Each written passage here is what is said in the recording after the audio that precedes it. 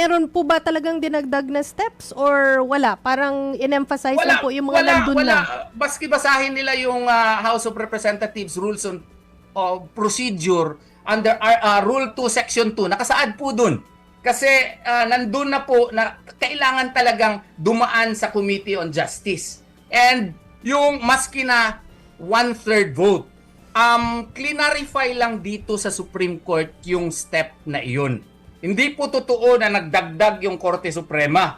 Kailangan lang nila basahin ng maigi na walang bias. Na kailangan na maging objective kasi it is already in accordance or stated in the Rules of Procedure of the House of Representatives. Matagal ko na yung ina-argue na walang dinagdag. Nandun na yan sa Rules of Procedure, clarify lang ng Korte Suprema. Kasi tama nga naman.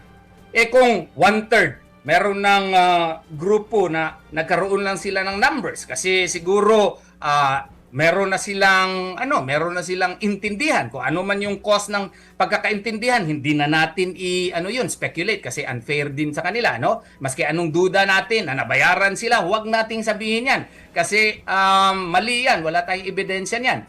Pero kinakailangan kasi na i-verify pa rin ng Committee on Justice. Verified ba talaga yan? Lahat ba ng mga miyembro ng House of Representatives, maski na yung hindi nagpirma?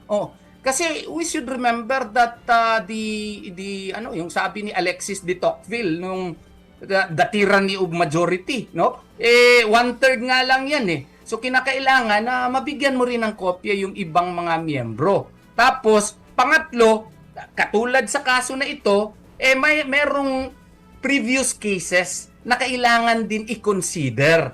So, bigyan nila ng